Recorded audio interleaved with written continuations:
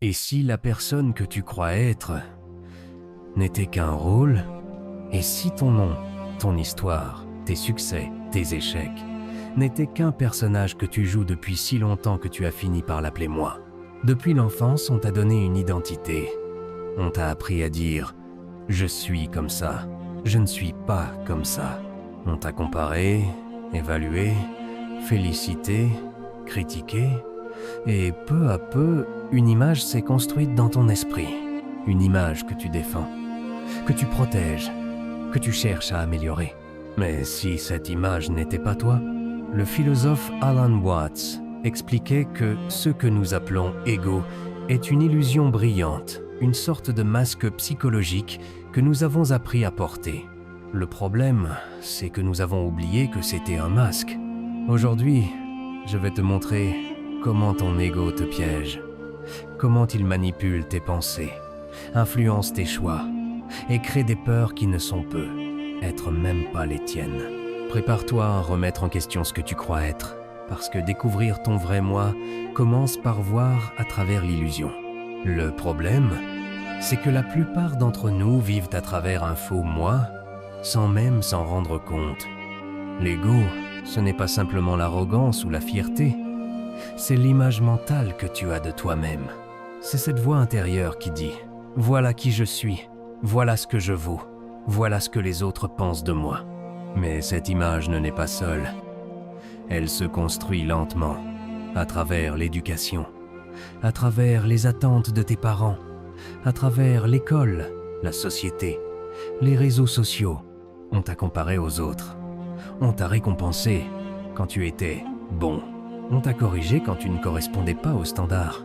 Alors tu as appris à devenir quelqu'un qui doit prouver, quelqu'un qui doit paraître fort, quelqu'un qui cherche la validation.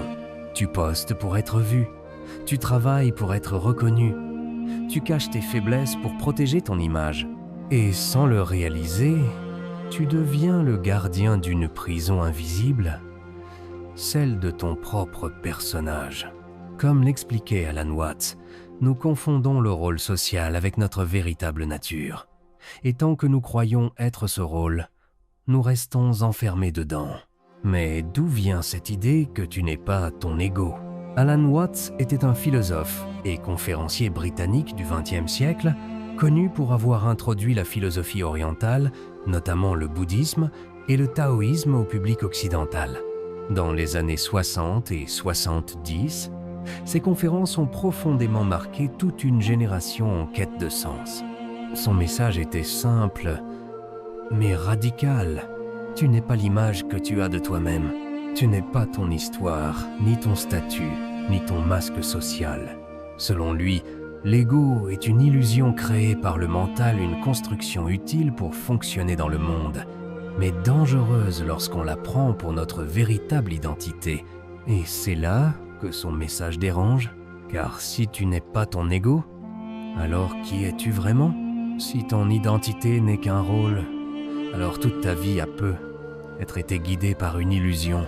Cette idée bouleverse notre façon de vivre, car elle remet en question la base même sur laquelle nous construisons nos ambitions, nos peurs et notre sentiment de valeur.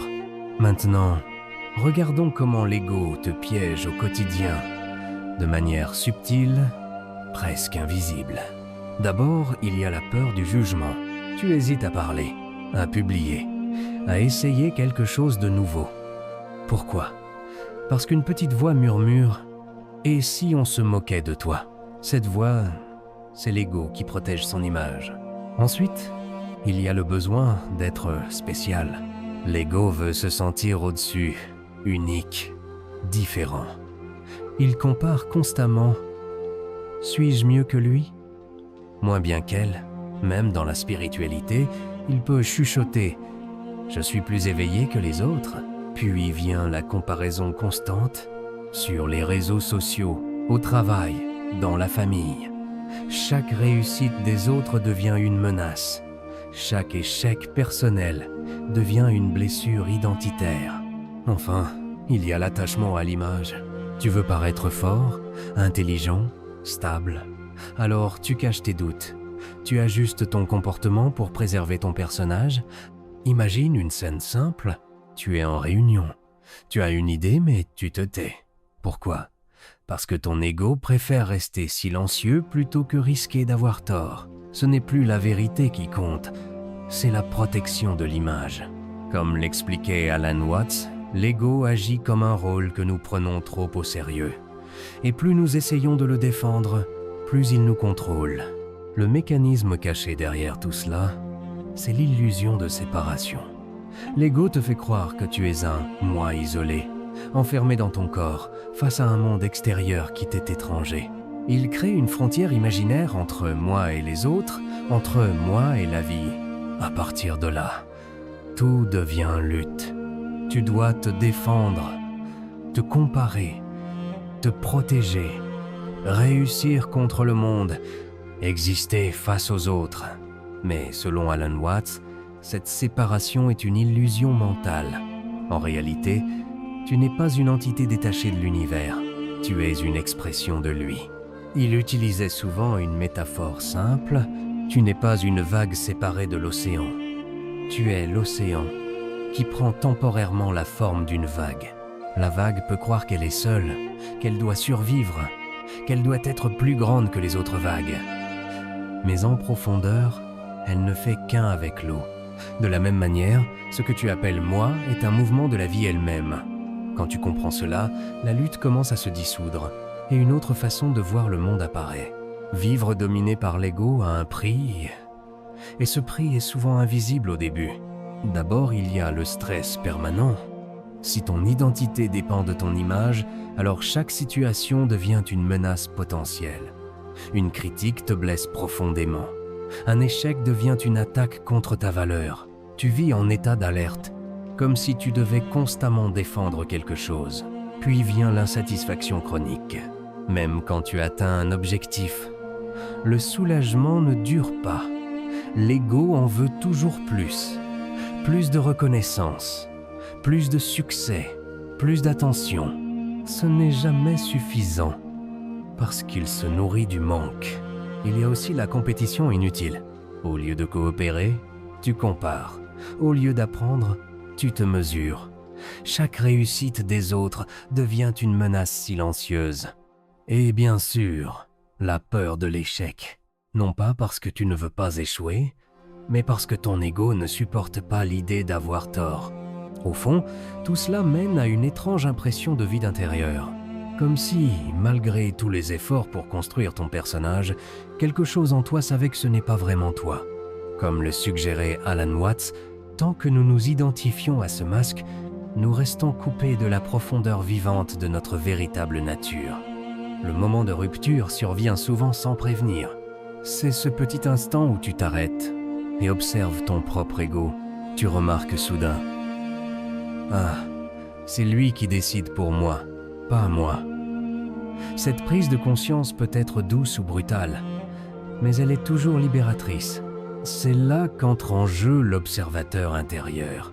Cette partie de toi qui regarde sans juger, qui voit les pensées et les émotions passer comme des nuages dans le ciel. Tu réalises que tu n'es pas tes pensées, que tu n'es pas tes peurs, que tu n'es pas ce personnage que tu t'efforces de protéger.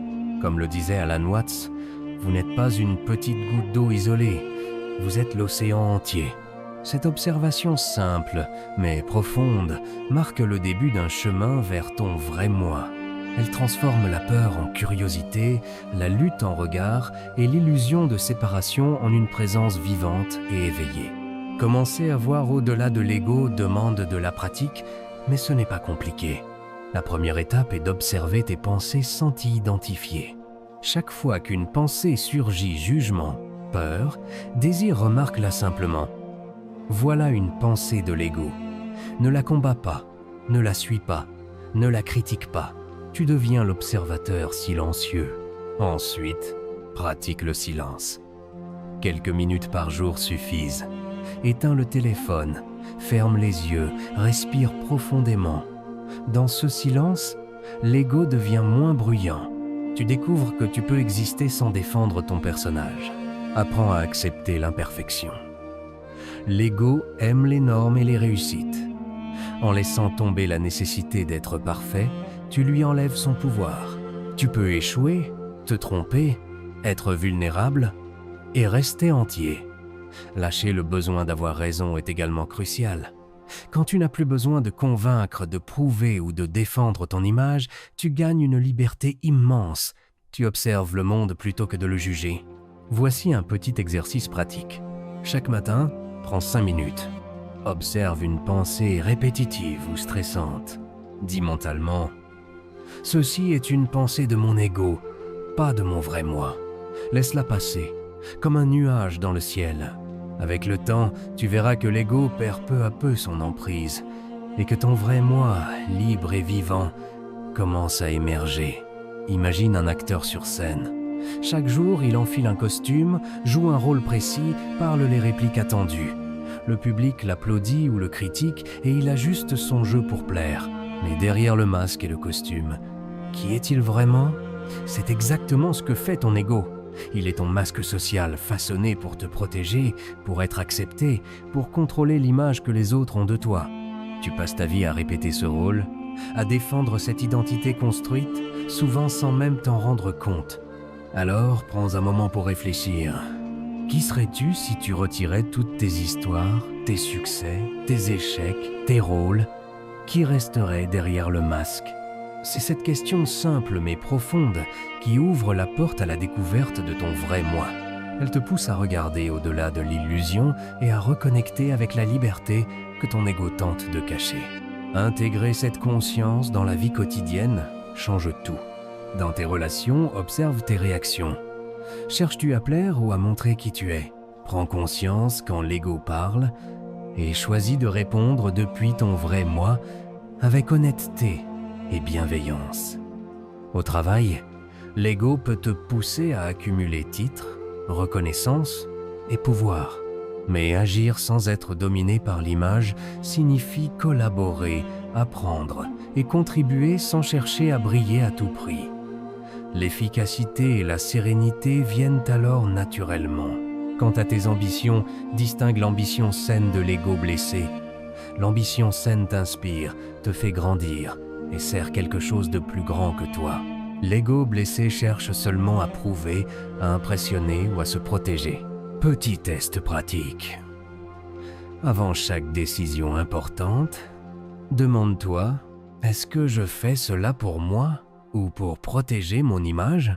Avec cette simple observation, tes actions deviennent plus claires, plus alignées avec ton vrai moi et moins encombrées par la peur ou le besoin de validation. Tu commences alors à vivre libre, sans être prisonnier du rôle que ton ego t'a imposé. Pour résumer tout ce que nous avons vu, tu n'es pas ton masque, tu n'es pas cette image que tu montres au monde ni cette voix intérieure qui critique et compare sans cesse. L'ego n'est pas ton ennemi, mais un outil créé pour fonctionner dans la société. Le problème survient quand tu l'identifies à toi-même et que tu lui laisses le contrôle de tes pensées et de tes actions. La liberté commence par l'observation. Apprendre à voir tes pensées, tes peurs et tes désirs sans t'y identifier te permet de distinguer ce qui est vraiment toi de ce qui est un rôle appris. En comprenant cela, tu peux lâcher les comparaisons inutiles, accepter tes imperfections, agir sans peur du jugement et commencer à vivre depuis ton vrai moi, celui qui existe avant même que l'ego ne commence à parler. Découvrir ton vrai moi, c'est enfin te reconnecter à l'océan derrière la vague, à la vie derrière le rôle, et expérimenter une liberté que ton ego ne peut jamais te donner. Alors, souviens-toi, tu n'es pas une vague isolée, tu es l'océan entier en mouvement. Chaque pensée, chaque peur, chaque désir n'est qu'un passage temporaire dans le vaste espace de ton être. Ferme les yeux un instant. Imagine le silence profond entre les vagues, le ciel immense au-dessus de toi et le flux tranquille de la vie qui coule à travers chaque souffle. C'est là que réside ton vrai moi, libre de tout rôle, de toute image, de toute comparaison. Laisse tomber les masques que tu portes depuis si longtemps. Observe ton ego, accueille-le et choisis de ne plus être défini par lui. Dans ce moment de clarté, tu te redécouvres enfin. Et c'est dans ce retour à toi-même que commence la véritable liberté. Comme disait Alan Watts, tu es la vie elle-même. dansante et infinie. Et toi, dans quel domaine ton ego te piège le plus? Partage ton expérience en commentaire, abonne-toi pour explorer davantage la philosophie et la découverte de soi, et partage cette vidéo à quelqu'un qui cherche à se libérer de ses masques,